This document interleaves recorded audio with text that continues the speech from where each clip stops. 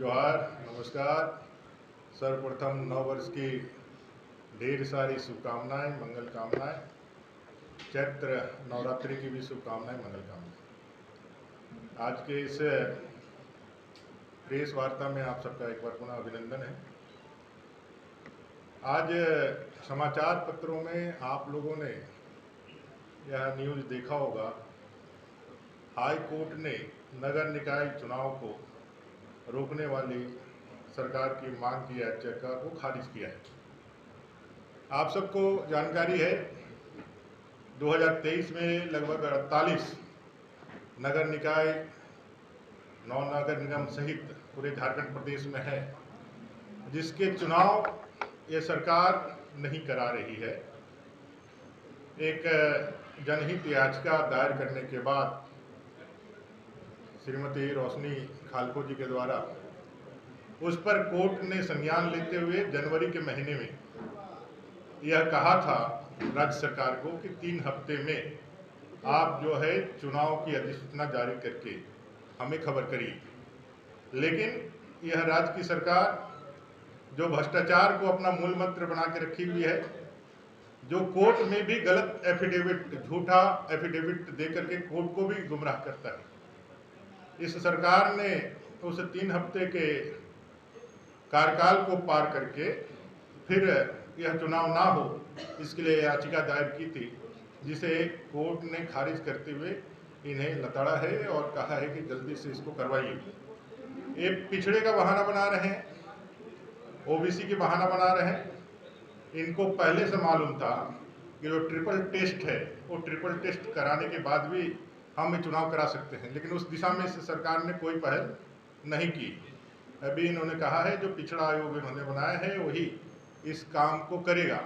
तो कुल मिलाकर के पिछड़ा विरोधी सरकार यह भ्रष्टाचार को आगे बढ़ाने के लिए नगर निकाय क्षेत्रों में पूरा पावर कैसे वो अपने हाथ में ले, लोकतंत्र को हमेशा से मजाक उड़ाने वाले लोग, लोकतंत्र की दुहाई देकर के जो घड़ियालू आंसू बहाते हैं, उनका लोकतंत्र पे तनिक भी विश्वास नहीं है।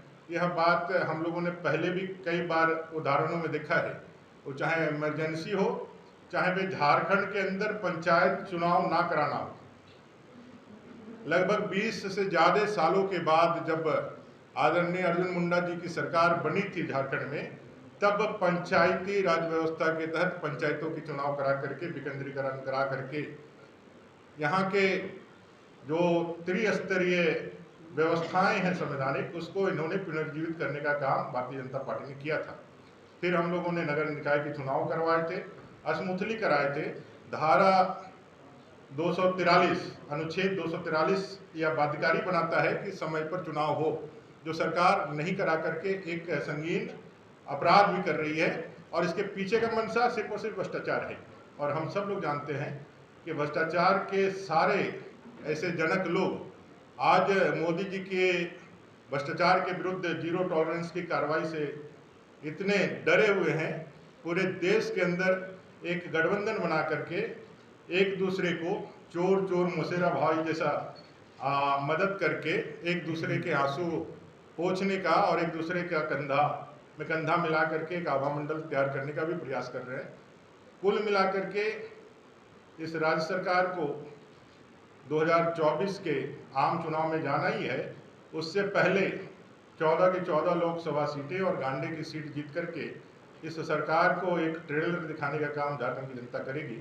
और जो मैंने कहा कि भाई ये लगातार गलत एफिडेविट और गलत दावे कोर्ट में पेश करते हैं, आप सबको याद होगा कुछ दिन पहले अखबारों में मैंने पढ़ा था कि सरकार ने जाकर के कहा है कि जितने भी चुनाव आयोग है, चाहे वो सूचना आयोग है, चाहे अन्य जो आयोग है, उसके सारी प्रक्रिया पूरी कर ली गई है। आचार संहिता या बाकी कारणों से उसको हम लोग ने पब्लिश नहीं किया है।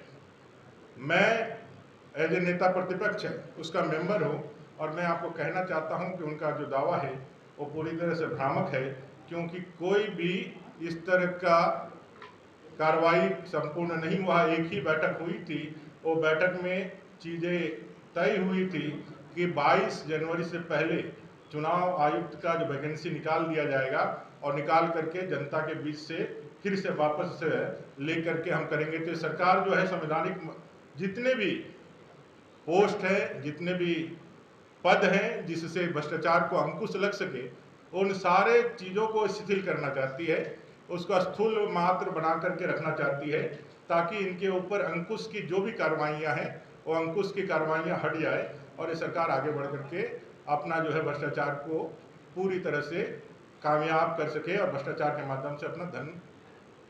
तो सरकार है जो गठबंधन की सरकार है, इनको ना दलित से प्रेम है, ना आदिवासी से प्रेम है, ना पिछड़ों से प्रेम है, ना अगड़ों से प्रेम है, ना लोगों से प्रेम। इनको सिर्फ वोट बैंक और तुष्टिकरण से प्रेम है।